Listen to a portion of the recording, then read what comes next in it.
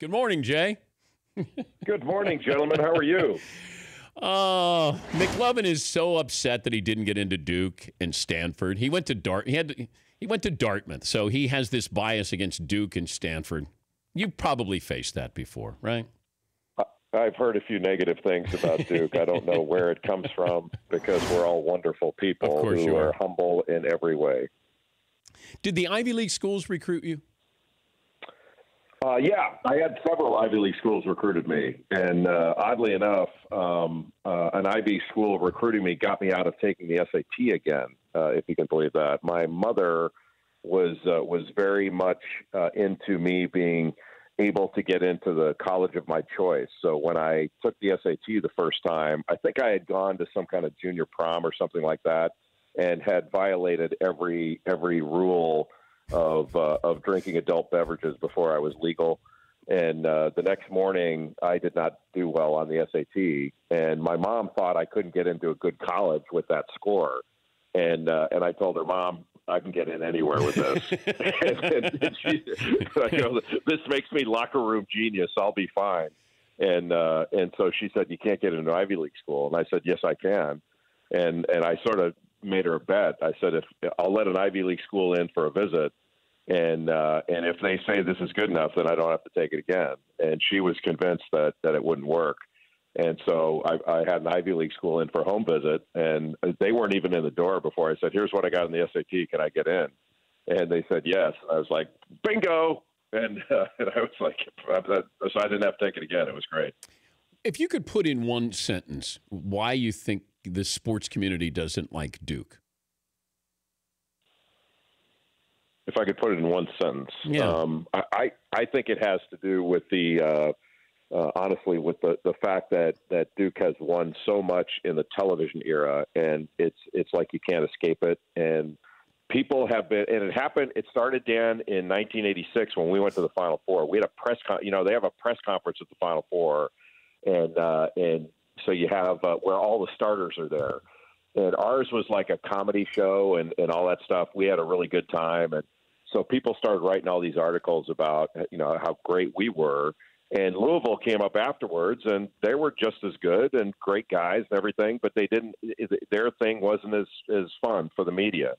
And all the articles that were written about how great we were, people out there going, wait a minute, our guys are smart too, or our guys are nice too, or our guys do this too. Our guys help little old ladies across the street too, and we're Boy Scouts. Like, what the hell?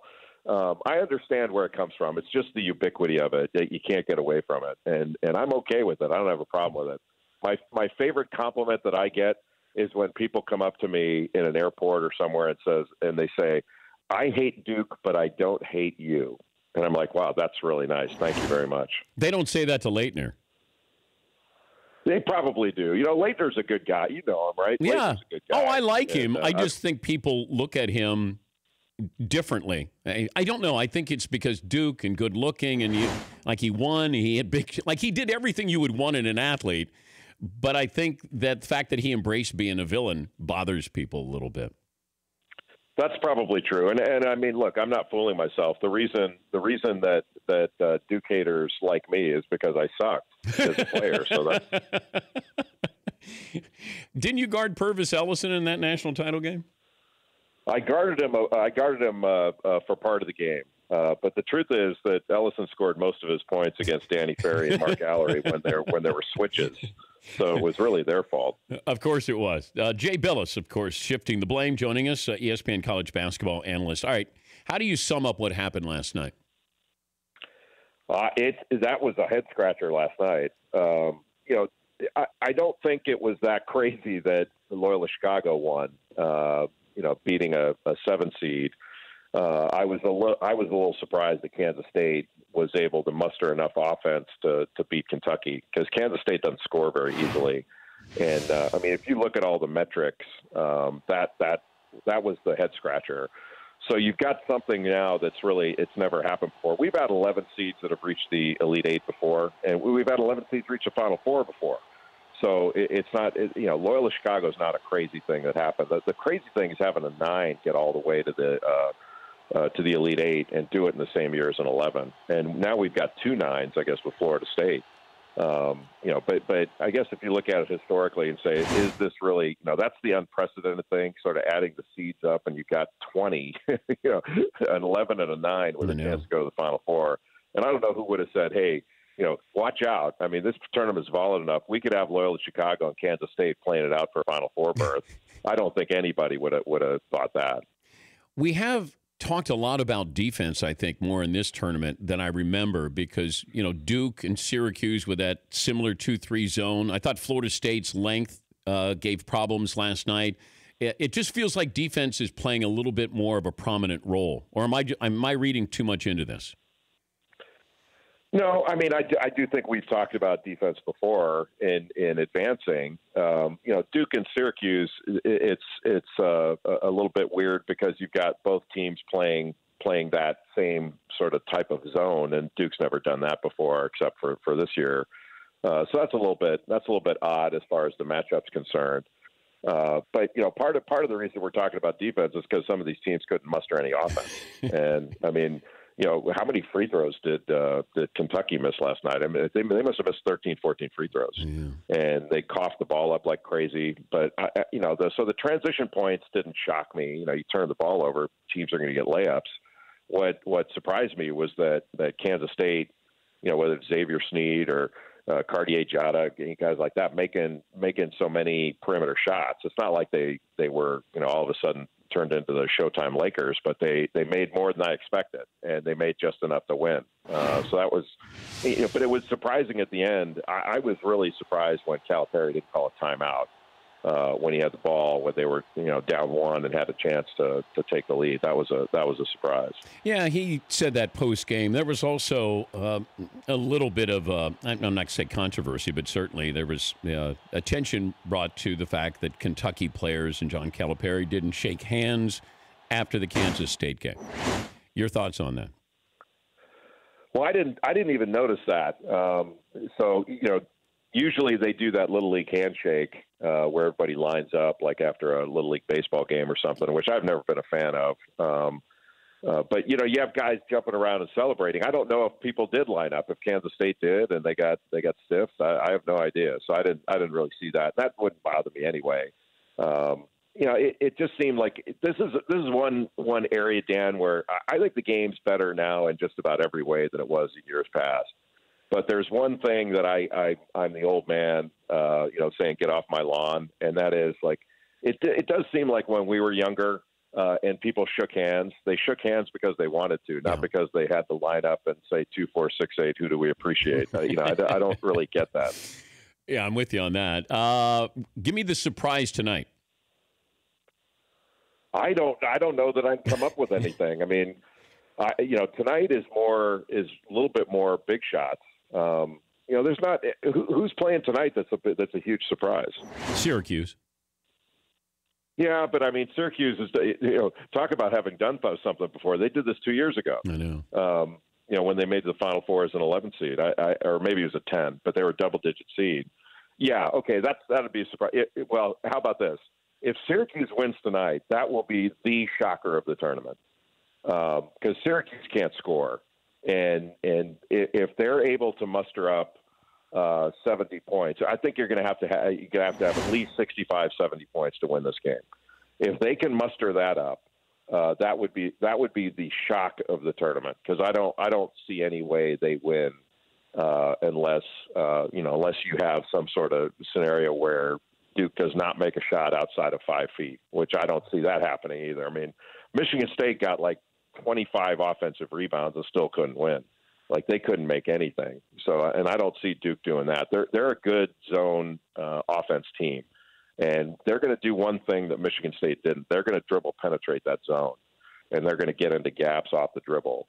And I think they're going to win by double digits. But we've been surprised throughout the tournament. But that would be a shocker for me. Bagley versus Ayton, pro potential. I don't know. Ayton looks to me like the prototype NBA big guy because he can shoot it, man. And that guy's really good. Bagley's still scratching the surface. He's a little bit more, I unorthodox and unconventional. He's got greater quickness, and his ability to get off the floor 2 and 3 times, and with the explosion that he does, I haven't seen. I can't even think of anybody that does it as well. I know there has to be somebody, but they're both impressive. Early in the season, I was thinking, oh, geez, Bagley's the number 1 pick. But after seeing Ayton so much, I'd go with Ayton. But Bagley wouldn't be far behind. He would be 2 for me. Is Steve Alford safe at UCLA? I don't know. I hope so. But you know how UCLA is. It's a weird place, and there are a lot of people who still think that John Wooden could come back. Kind of like Elvis. Elvis hasn't passed away or anything. It's an odd job. For a long time they didn't pay, so it was hard for them to get people. And then when I was one of those that thought that firing Ben Howland wasn't the best idea. He went to 3 straight Final Fours, which hadn't been done there since Wooden. And so it's nothing against Steve, but I was saying, hey, who do you think you're going to get that's going to do a better job than Ben? And he's done a really good job at Mississippi State. I hope he's okay, but you know how it is, Dan. Like Memphis fired Tubby Smith after 2 years.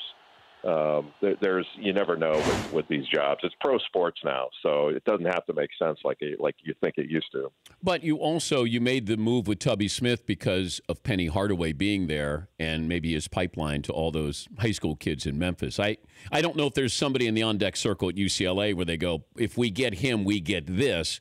I understood the Penny Hardaway move a little bit more because he has all of those great players and the number 1 player, next year in college basketball or going into college basketball, the recruit. So I get that a little bit more.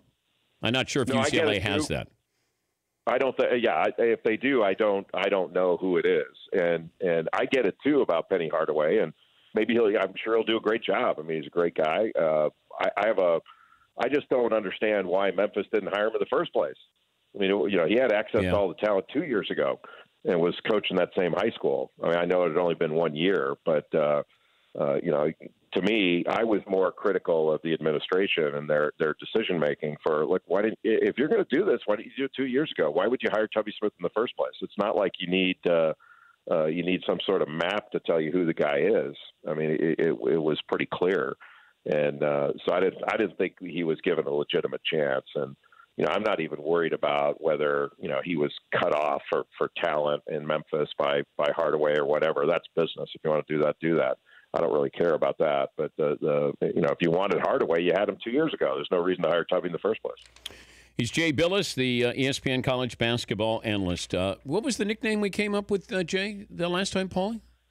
You were calling me the moral compass. Yeah, that's right. If you can't remember the nickname, how good is it? Yeah, my bad. But you remembered it, and that's come up with something. But I just dispense information, then I move on. It's up to you to absorb it, consume it. So if you were tuna, I got you in the net. That's a good point. Okay. I feel boxed in. That's okay. That's a winner right there. It's a box and one. I'm running a box and one on you. Tuna. Now I'm tuna. He is the moral compass. The tuna compass. Thank you, Jay. Have fun tonight. Thank you, Dan. Good to be with you, bud. That's Jay Bilas. For more Dan Patrick Show, tune to Audience Channel 239 on DirecTV or download the Dan Patrick Show app.